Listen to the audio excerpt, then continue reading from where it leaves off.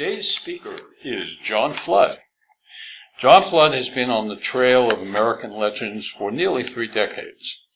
Beginning with his discovery of his great-great-grandfather in 1987, John has tracked many a legendary figure unearthing the historic and often previously unknown details along the way. He's been in West Virginia caves, New Mexico ghost towns, remote valleys in Montana where the spirit of Crazy Horse still roams. His presentation is Winchester, a frontier town with a dash of the Wild West. Please welcome John Flood.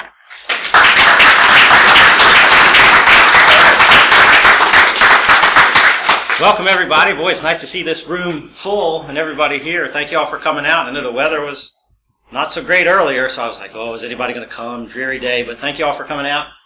We're going to have a lot of fun with this presentation today, talking about some Wild West connections of Winchester and things of this nature. You know, Winchester's always been a frontier town. You say, what's not a frontier town today? Well, ask some friend of yours who lives in Alexandria, tell them you live in Winchester, and they're like, where? You live out there? So, you know, but back in the day, certainly frontier town. A lot of neat things to talk about.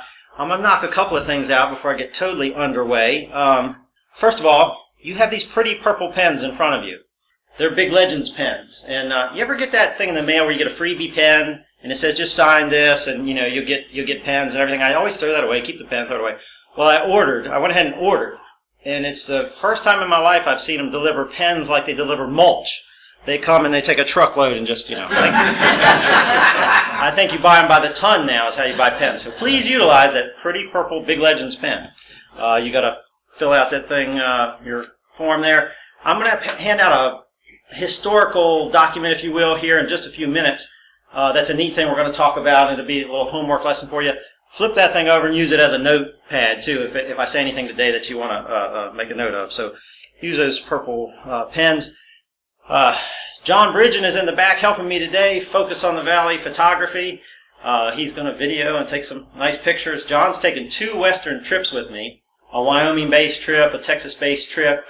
We've captured a lot of good things, and the result of one of those was this. We got in Wild West magazine. I wrote an article about an Indian fight in Oklahoma. A few of you have gotten a chance to read it, and unfortunately this thing just got replaced on the shelf at Books A Million. The new issue came out, so this was the just recent one. But I worked on this for a number of years. Comanche and Kiowa Indian fight. Got into Wild West, and John's helped me with the photography. So that'll probably be posted online soon, history.net, or Google Wild West Magazine. You probably can read it online now that the new issues come out. So my next magazine article will be on a train robbery in Nebraska.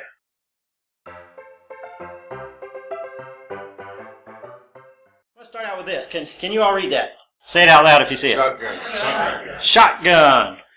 Who's ever themselves or their kids or their grandkids seen everybody scrambling for a car and somebody yells, shotgun? What do they mean when they do that? Passenger seat. Say it again? Front seat. Passenger seat, right? One's passenger seat. Okay, exactly. So, does anybody know where that comes from? That colloquialism or that exclamation. Where does that come from? Anybody know? Stagecoaches. Stagecoaches. Okay, boy. I thought I would have you all stumped. You would know. I thought I would have you stumped. Exactly. Stagecoaches a lot of times had not just passengers, but valuable commodities on board. Could be gold, could be mail, could be whatever. And the driver would sit up on the boot, they called it. He's driving the stagecoach, and right beside him is a shotgun messenger. He'd lay that shotgun across his lap and be ready for, you know, the bandits. So we're going to talk about stagecoaches in Winchester. Who knew? You know, stagecoaches in Winchester, I didn't really think about that. Have you ever thought of stagecoaches in Winchester? Well, all throughout the 1800s, stagecoaches were used all across America. I mean, everywhere. We just forget because we're in the modern day. But including right here in Winchester. Now, the image we usually have is, you all just touched on it, you know, bandits. Look at this. This is a great Frederick Remington painting of the Indians, you know, approaching the stagecoach, trying to take it over, guns blazing. This is what probably most of us think of. And then, how about that? 1939. Is that a young, dashing John Wayne or what? 1939. That's a long time ago. You know, but these are the kind of things that probably come to most of our minds when we talk about stagecoaches. Long forgotten actress Claire Trevor. I don't really know much about her, but a lot of these were filmed out in Monument Valley with the big buttes and the mesas. John Ford was the director. They filmed 10 movies out there, including Stagecoach. So that's what most of us think of when we think of stagecoaches. But let's talk about stagecoaches here in Winchester. This thing, as you see it up on the screen, says Winchester and Alexandria Mail Stage. Check that out. That's a copy. What I'm handing you is a copy of this right here. So this is from 1834. I mean, that is way, way back. And it's a ledger. It says who was on the stage, where they got on, where they got off, how much they paid. So stagecoach travel in and to and from Winchester was commonplace. That's the piece of paper. Feel free to use that and flip it over. If I say something that interests you today or mention a website or something, jot it down. I'd like some of you all to, that are history buff related, dig into those names on there. The first guy's name is Page, Mr. Page. He gets on Winchester, gets off at Alexandria. You know, go down to the Hanley Library Archive, see what you can find out. There might be some stories of Winchester history to be told there. Here's a blow-up. Look at the stagecoach there, the depiction of the stagecoach. It looks very genteel to me, and there's ladies all dressed, and gentlemen looks like they're talking business. Got a four-horse team there. Maybe they're in Upperville. They're going back and forth between Winchester and Alexandria. Okay, now, who has seen this image before? What is that image? Taylor Hotel, exactly. And who painted this painting? There you go, Mark Kunstler. So this is a famous painting. You see it a lot. And this is titled Mrs. Jackson Comes to Winchester. And there she is. See her embracing Stonewall Jackson from the Taylor Hotel, which looks much the same today as it did then. We just need to get a tenant in there, right, Don? A viable business in there. But what did she come in on? Stagecoach. This is 1861 is the depiction. So we went 1834. 1861, still using stagecoaches in Winchester. Now let's go to this neat one. Okay. This, it's hard to read a little bit. It's Osborne. O-S-B-U-R-N. No O, no E, Osborne. Stage line. This is Bluemont, Virginia. And the store is Osborne. The stage is Osborne. It went back and forth between Bluemont and Winchester. Their grocery store, so maybe they were bringing things, or maybe they were getting supplies to supply their grocery store. Now, here it is on the other end, right there. This is the Osborne stage in Winchester. This image is courtesy of the Winchester Frederick County Historical Society and the Hanley Library Archives. Becky Ebert and those guys, if you're doing research, go to the library. Tremendous resource. They are preserving these things, much like we are with Preservation of Historic Winchester. And there's the stage line, more of a traditional stagecoach. Downtown Winchester, there's even a dog there. So, let me talk about routes for a second. Some of the routes that I already mentioned, Bluemont, Winchester to Bluemont, Winchester to Alexandria. Find my spot here. Some of the other routes were Cumberland, Winchester to Cumberland, regular stage service, Winchester to Cumberland. The Northwest Turnpike, you know that, is that 50 or 522? 50, Northwest Turnpike 50, still named that today, stagecoach travel out across Route 50, Northwest Turnpike. And another place these stages went was to a nearby neighbor of ours, Capon Springs. Who's ever been to Capon Springs? Who's ever stayed at Capon Springs? A few. Who knows of Capon Springs but hasn't stayed there? A few more. Who has no idea what Capon Springs is?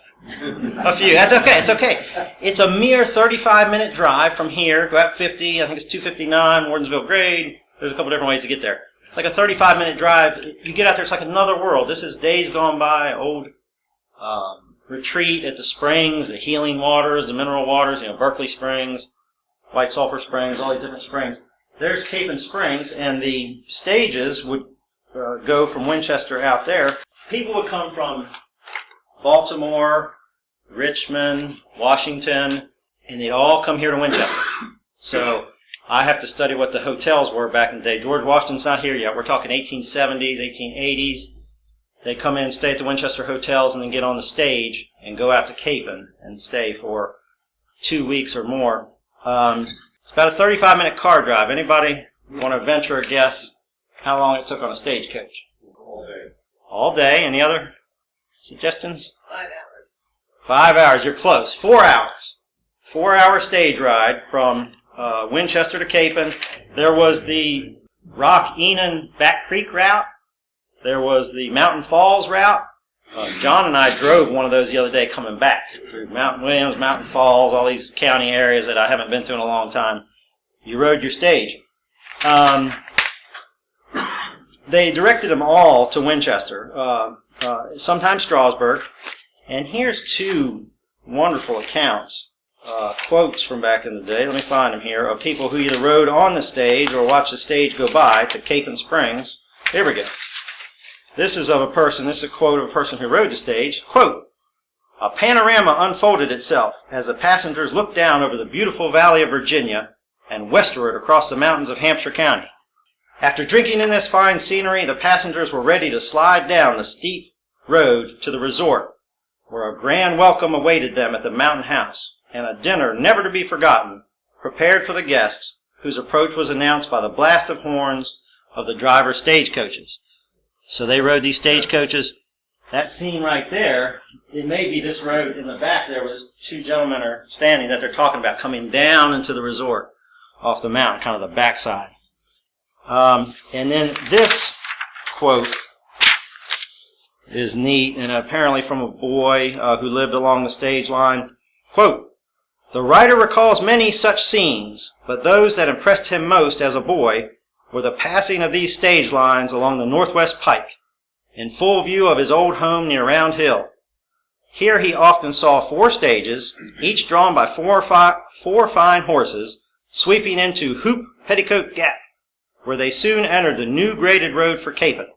Stages full of passengers, many on the outside with the drivers to better enable them to enjoy the landscape. Stage horns blowing, whips cracking in the hands of good lusty fellows. Horses all aglow with excitement and foam gave acclaim to the rapidly passing picture repeated every day through the spring's season." So that's some neat history of stagecoaches heading out to Capon. This is a scene out at Capon of them playing tennis on the lawn. On the right-hand side is where the baths were. The spring water come down off the mountain into those rooms there, and those were the baths. Women on the one side, men on the other side. Today, those are lodging rooms. That picture is easily 100 years old or more. And then here's the same picture John Bridgen took about a week and a half ago. Almost the same scene. And now those are rooms right there at Capon. So, okay, that's the first part of our journey, the stagecoach journey, and we got to do that, and we've arrived at our destination. Now I got a question for you. Who is your favorite female singer? Well, I'll throw some out there. Who do you like? Doris Day. Who? Doris Day. Doris Day. Okay, we're going back in the day a little bit, huh? Patti LaBelle. Patti LaBelle. Okay, all right. Any others? All right, well. Patsy, we got a Patsy Cline. Okay, well, what I was going to say is I'm going to say without her, and I'll tell you who her is in a minute. Without her, and I'm going to crisscross some different generations. You've got no Taylor Swift, you've got no Dolly Parton, no Linda Ronstadt, no Reba McEntire, no Whitney Houston, Celine Dion, nor even today's Adele. And of course, the her or the she I'm talking about is exactly who you said, Patsy Cline. So here's the thing. Patsy Cline, of course, we live here. We know about her. What's that? That's not Patsy Cline. No, that's Adele. Patsy had some different looks, but that wasn't one of them. That's Adele. Now we need to download you an Adele song, right? On your iPhone there. That's Adele, but here she is. There's Patsy. Is she an icon? Of course. Is she a legend? Absolutely. Even that, and even us living here, I still don't think we realize what a groundbreaker she was. Women didn't headline music shows, back in her day. Women didn't receive top billing, and Patsy Cline did it, even in conservative Nashville. Let's get another image here. And there she is in her sort of Western regalia. And so however big you think Patsy Cline is, there we go. However big you think she is, she's even bigger than that. And what was the style of music Patsy sang? I'm going to lead you here a little bit. She sang country and Western, of course. I mean, you figure she's in the 50s and the 60s. You're much closer to those days of the Wild West when she's alive, when she's singing. This is what they sang about, country and Western music. Now.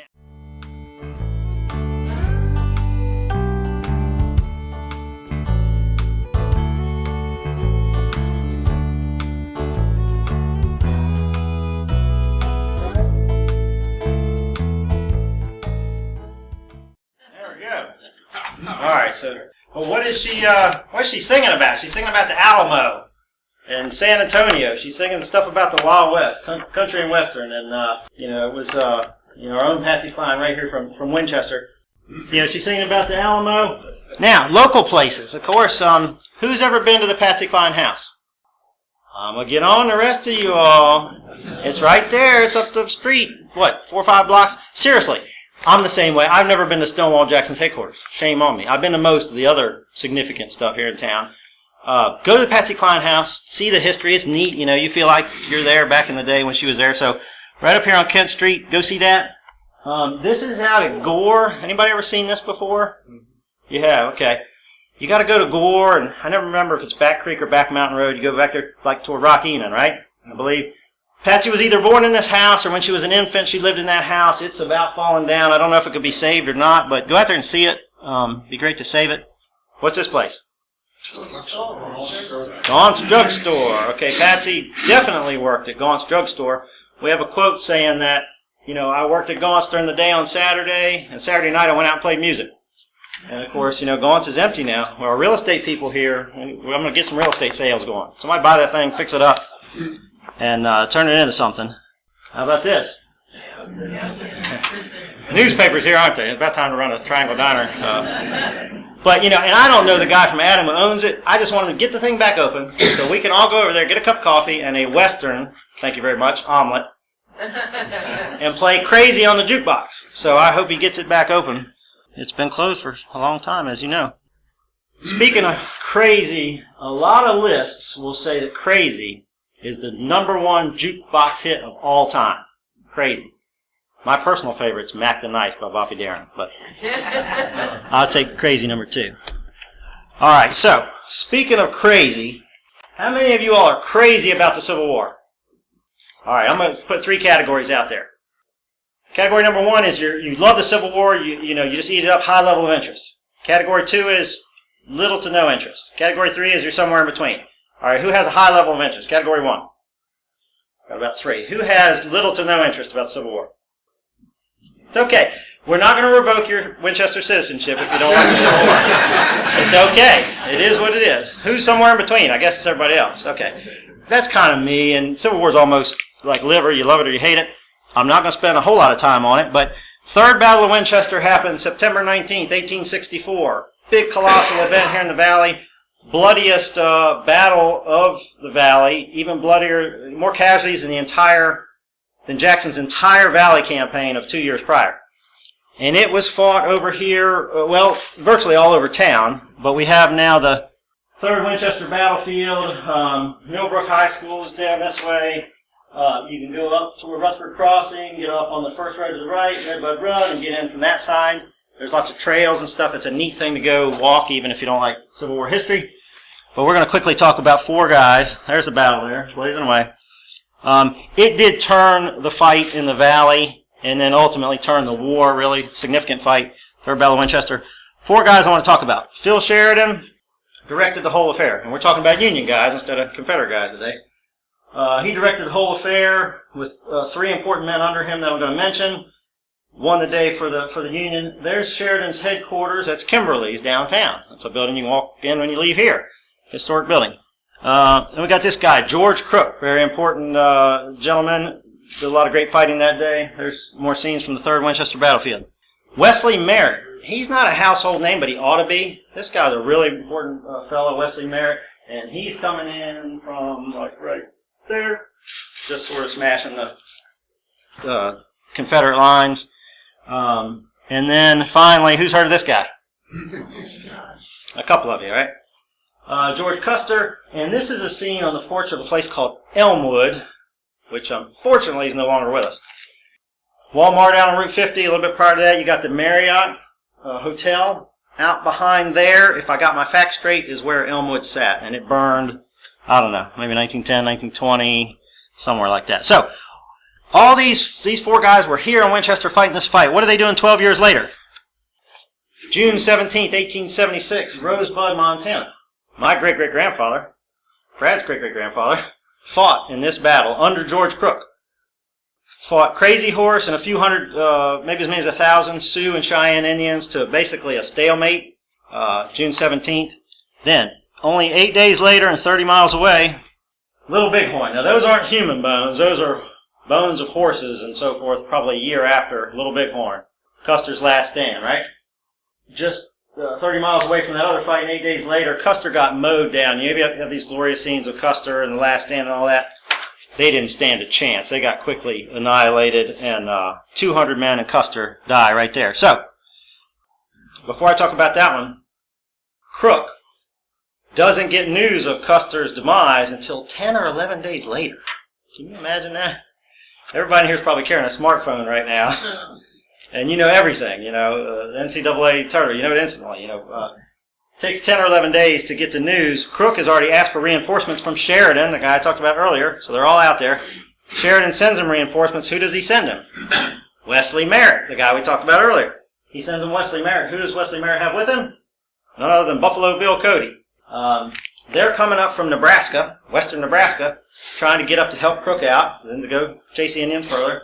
But they encounter some northern Cheyenne Indians who are also trying to get up and help Crazy Horse out further. So they have an encounter there, a fight ensues, and the Indian depicted out here, northern Cheyenne, is Yellow Hair. Some call him Yellow Hand, but it's Yellow Hair.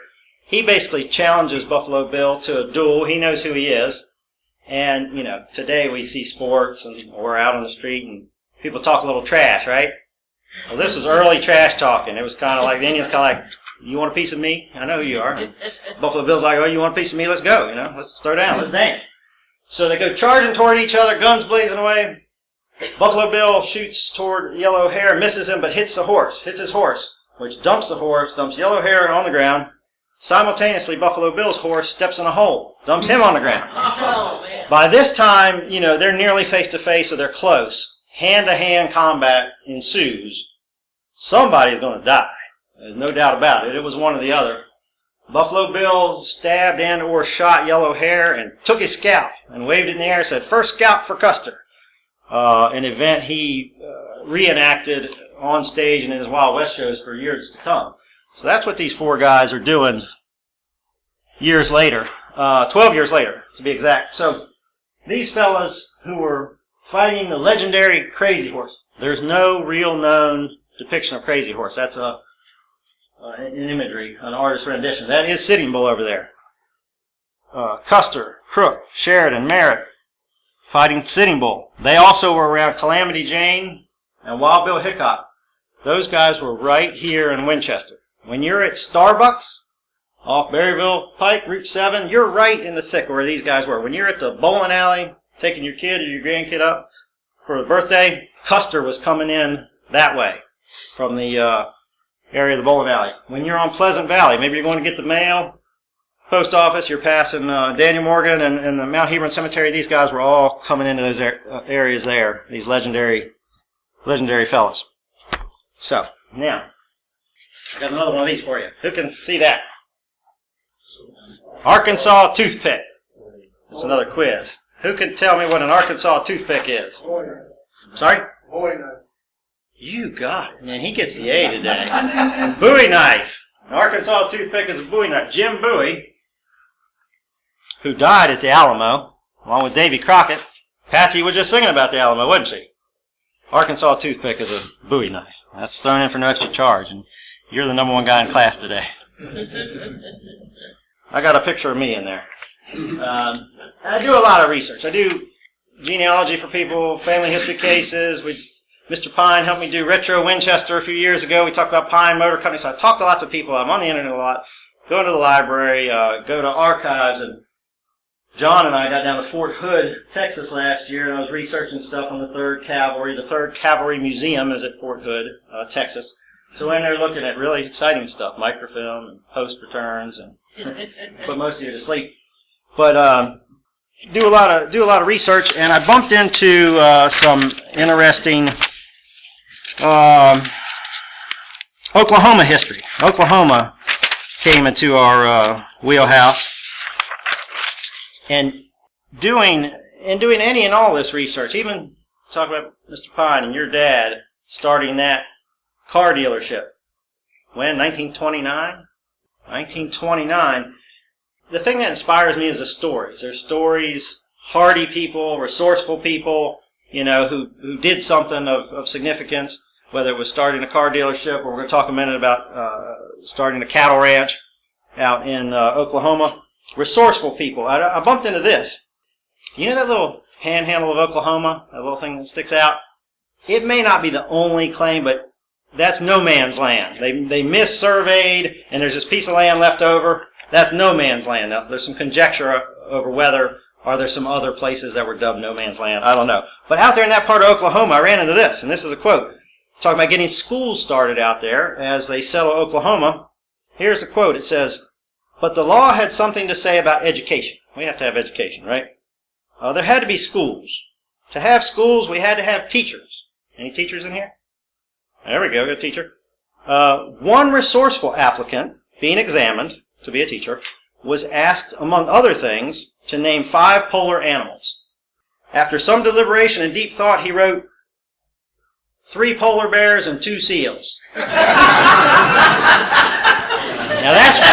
that's resourceful. You can't turn a guy like that down. So it's guys like this that have, and ladies who've helped forge our country. Well, I ran into some other resourceful guys, the Miller brothers. Miller brothers' dad amassed 110,000 acres of Oklahoma land. Ultimately, they put this thing on called the White House, the Oklahoma White House. 110,000 acres to raise cattle and run cattle on. Ultimately, the boys run the ranch. There they are, George, Joe, and Zach Miller brothers, 101 Ranch. I think it's in Bliss, Texas, I believe. But because of just the sheer scope of the ranch, the fact they found oil on it, that always does good things for you, and the fact they started their own Wild West show that rivaled some of the others, the 101 Ranch was known far and wide, and these Miller brothers were people who entertained anybody. I mean, all walks of life. Cowboys, politicians, leaders, explorers. And I ran into this quote about this situation from 1934. Let me give you a couple other images here. There we go, 101 Ranch, Miller Brothers, Bliss, Oklahoma. And we got this collage of ephemera, if you will, and photographs, people coming and staying. Here's what the quote says. It says, "It was," says Corb Sarchett, "one continuous entertainment of guests, social, political, business leaders, writers, explorers, actors, the prominent men and women in every line. Presidents of giant railway systems mingled with the cowboys and donned their regalia, pleased to do so." Check this out. Admiral Byrd, from right here, born in Winchester, Virginia. Admiral Byrd rode the elephants. John Philip Sousa joined the Ponca Indian tribe. Miss Mary Roberts Reinhardt came for the atmosphere when she was ready to write her Lost Ecstasy.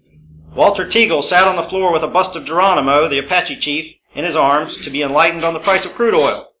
Will Irwin and his wife Inez Haynes Irwin came for a day, remained for a week. William Jennings Bryan shook hands with Tony the monkey. Sidney Smith drew Andy Gump on the White House walls. Teddy Roosevelt was delighted. Will Rogers sang cowboy songs all night long with Mrs. Pawnee Bill at the piano. Fred Bonfils came to see the Terrapin Derby. Jack Mulhall was on hand to star in the moving picture. Nancy Astor, John Ringling, Randolph Hearst, William S. Hart, Irving Cobb, Rex Beach. Now, I don't know all these names. I know a lot of them, but there's some historical figures from back in the day. Richard Bennett, General Bullard, Charles Curtis, William F. Cody, Buffalo Bill, William Allen White, Helen Gibson, somebody named Bacon Rind, Art Goebel, Will Hayes, General Savitsky, John D. Rockefeller Jr., James E. Garman, Warren Harding, Ron Howard, Ezra Meeker, Colonel Zach Mulhall. What an array! Unceasingly they came. Each found the same welcome. Each was enchanted. Each had seen a fairyland. And our own Richard E. Byrd, Admiral Byrd, again, I don't know the history of him inside out. I know he's from here in Winchester. Google that and learn more history about the explorer, Admiral Byrd, who was born here in Winchester. But he was among those people who spent time at the 101 Ranch. This is a scene of an Army encampment in Dakota Territory. Our great-great-grandfather spent time in an encampment like this with Buffalo Bill for about 2 weeks in August of 1876. Wish I had a photo of that. But this is about a month later. My great-great-grandfather might be among those people there. But spent time with Buffalo Bill. So I've researched Buffalo Bill quite a bit over the years. And I ran across this piece that said, "Did Buffalo Bill visit your town?" So I immediately started looking state by state, Virginia, looking for Winchester, knowing that there's no way Buffalo Bill came to Winchester, right? Doggone if he didn't. Buffalo Bill and who? The Miller Brothers 101 Ranch Show. How's that for coming full circle? Those same guys. Came to Winchester October 14th, 1916. Buffalo Bill's in the final year of his life. He would die 3 months later. This is one of his last shows ever, right here in Winchester. Almost nobody knows this. I've been chatting with a few of you all. Tim back there, a little bit, Buffalo Bill. We're bringing it back to the surface. So as soon as I found this out, I was like, well, where did they hold the event? And I looked in the Hanley Library archives, and I found old newspaper articles and ads saying the Berryville Pike Exhibition Grounds. I was like, where on earth is the Berryville Pike Exhibition Grounds? And I was trying to search, looking at this, looking at the internet. I mean, I was asking everybody and his brother. Heck, I was having seances, bringing people back from the dead, trying to figure out where this thing was. And I said, why don't I ask Sandra? Our director at PHW knows just about everything. And within 30 seconds, she directed me to a book that it was a short, brief piece, but it told me what I needed to know. So, lesson learned. Don't break a sweat. Ask Sandra. She knows. In all seriousness, if you got a historical, ask. My first two people I would go to would be Sandra and Becky Ebert. And there's others too, if you want to get these things solved. So, the 64,000 question, you say, John, tell me where the fairgrounds was. National Avenue, as you pass National Cemetery, where the Union guys are buried, the little white stones there. As soon as you pass National Cemetery on the right, that piece of land that's between National and Woodstock, and the cemetery in Pleasant Valley, that's now a cluster of houses. That's where the Berryville Pike Exhibition Grounds was. That's where this event happened. And it's leading up to World War I. We're not in yet, but see, military preparedness was the theme. And so we want to commemorate this event. It's a neat thing that Buffalo Bill came here to Winchester. I've talked to some people. I've talked to Liz Miner and some others about commemorating the event. It's just going to be sort of an ad hoc, get some volunteers together and do it. And she was really all for it. She said, oh, that sounds neat. And a bunch of other people said it's neat. So what it will evolve into, I'm not sure. But October this year is the 100-year anniversary of Buffalo Bill being in Winchester. Let me tell you this real quick. Where can you find out news about that as we get it together? You can go to my Facebook page, my Big Legends Facebook page. If you're a Facebook person, just put Big Legends in there. John and I created Winchester Frontier Days. So check out that Facebook page. It's just a fun thing. We put some postings on there of stuff like this. We'll sometimes go 2-3 weeks not put anything on there, but it's there. We're building it. Winchester Frontier Days Facebook page. You can go to my website too, which I'm sometimes remiss about putting stuff on, big-legends.com. But we're going to get the news out, and we hope to commemorate that and also have it where kids can be involved and really, really have a lot of fun with it. All right, that's nearly all I have. I have one last thing, and that is that, and I sort of touched on them while I'm here, there's a lot of good groups in town that are preserving Winchester history. I'm going to name 3. There's more than that. There's other really good ones. One is celebrating Patsy Cline, the Patsy Cline people. She's an icon, hometown girl. If you're not already a member of something active like that, I want 25% of you that aren't involved in something to join the Patsy Cline group and help out with that history. Now, Winchester Frederick County Historical Society and the Hanley Library Archives, all that, fabulous. So gosh, the records, I could spend hours upon hours in there. Helpful staff, they're doing a great work. I want another 25% of you to join those guys. Help them out. We all need money, we all need time. Get in there, help out, have fun, roll up your sleeves. And then I want 50% of you to join us. Preservation of Historic Winchester. And my main reason, bar none, that you want to join Preservation of Historic Winchester is we party. I'm just kidding, but in a joking, tongue-in-cheek kind of way. Preservation of Historic Winchester does a lot of things. You can go to the website, you can go to the Facebook page. Holiday House Tour. Who's ever gone to Holiday House Tour? Okay, a third to half of y'all. That is a blast. It's a lot of fun. Might be your only chance in your life to get a glimpse of some of these fabulous houses in town. People are gracious enough to open them up. And yes, one family opens up, and that's the party house, if you will. We socialize there. We rub shoulders. We have fun. You get to talk to people maybe you never met before. It's just a blast, really. And that's kind of the pinnacle of our year for Preservation of Historic Winchester. It raises funds. It raises awareness. It helps the cause. we have other things we do throughout the year. Kids Fest is coming up in May. Again, look at our materials and get involved. Get involved in one of these historical groups. It's well worth it. And I wouldn't have been able to get some of this stuff I have here today if these people hadn't done this stuff in the past. People before me. So we got to keep the ball rolling. That's all I have. Might have a few minutes for questions if anybody has any questions. Yes. I want to make a comment. A lot of this covers me. I'm from Black Hills in South Dakota, Hot Springs. Yes. We had a crazy horse pageant there when I was a boy. I used to play in the pageant. Ooh, We'd dress up as Indians or Yes. cowboys. We had horses in the show. Yep. We had old weapons. They fired blanks. And Right. So a lot of this interesting. Well, all kidding aside, commemorating Buffalo Bill being here, John and I have been working on it. It's, you got to crawl before you can walk. I'd love to see sort of a frontier Wild West Oriental Festival. I know we're in Winchester. We're not in Hot Springs, South Dakota.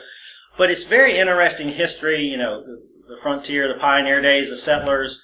And I'd love to see some things like that evolve. So we'll talk further because you know a thing or two. And I really envision kids being involved. And, we have some people that are interested in bringing a rodeo element in. The rodeo grew out of things that Buffalo Bill did. There wouldn't have been no rodeo, which is hugely popular today. And these guys make sometimes millions of dollars riding these horses and so forth. If Buffalo Bill hadn't done things like this, you wouldn't have rodeo today. So what kind of horn did a stagecoach have? What kind of what? Horn? You mentioned a horn. I never heard They that sometimes mentioned. had them mounted on the side with kind of one of those Bulb? squeaky horn things. Yeah, sometimes that was it. That's what I've usually seen. And you had these elaborate Concord coaches that were really decked out. Yes. We've had, my wife and I have had no particular interest in the Civil War until we came to Winchester about 4.5 years ago. And Yes. she's done a lot of family research and family genealogy, and she discovered that she has ancestors who were original settlers here. Wow. Out in the Rosewood Creek area. Right. And, the Bruce family is one of the original lot holders of the original plat of Winchester, and Okay. she's related to them. And then she discovered that she has relatives from West Virginia, from her father's side, and also from her mother's side from Ohio, who fought through the Civil War. They were at Rutherford Crossing and at the Second Kernstown Battle, and her great-grandfather was injured and taken prisoner off in Halltown, just outside Charleston. I'm surprised how many times I hear stories like that. Where are you originally from, Ed? You're from New England? Me? Yeah. I'm originally from Brooklyn. Brooklyn, New York. And your wife's originally from Wyoming. I don't know how many times I've heard a story like that. All sorts of people moved here from elsewhere. We got some Oklahoma folks back here. And we got Kentucky. We got Alabama, right? But I've heard that many times. Somebody moved here from somewhere else and they find out, yeah, my great-great-grandfather was here. He fought the Civil War here. He was here in the Revolutionary days. So, surprising how often I've heard a story like that. Genealogical records, family library, of course, online. Yes. Crystal just reminded me that there was a Conestoga wagon manufacturer in Stephen City. Yes. And we were in Luray Caverns, and they have a little museum there dedicated to old cars and old vehicles in general. And here is a Conestoga wagon that was manufactured in Stephen City, Virginia. I've heard that before, but I can't honestly say I And don't they know have much one. about the history behind it. They actually have one in a barn when they have their Stephen City days. Right. They open up the barn, and they have a Conestoga wagon that they found on a farm in Clark County Okay. that they have since purchased and put in that Right. barn. Right. You can actually see that Conestoga wagon Right. that was put there. Yes. Scott, did you do any research on James William Denver? I did not. And I confess to not knowing much about that gentleman. The namesake of Denver, Colorado. Okay. Grew up, was born just outside of Winchester, Really? around Indian Hollow Road. And he would be a good person to do this Frontier Day kind of theme, because he was, I think, the 5th territorial governor of Kansas. Okay. And then he was in the Civil War, too, obviously, but he moved out and became a senator out in California during the gold rush after having a duel with a newspaper editor. Wow. He's a really interesting character, Yeah. and that's who Denver, Colorado's in. And I really appreciate that because that's the kind of things we'd like to weave in. I could envision this type of a festival thing, maybe spotlighting someone each year. Obviously, we could do Buffalo Bill right out the gates with this situation and then move on to fellows like him. And, of course, these people came from the east and moved west, so there's more of those stories than sometimes you would realize. I appreciate that. I'm going to dig in on that guy. Denver. Thank you all for coming. Hope to see you again at the next one of these we do. Look for Kids Fest with Preservation of Historic Winchester, Holiday House Tour later in the year. These Lunch and Learns, which are semi-regular. Just look at our website, and really appreciate you all coming today. Thank you.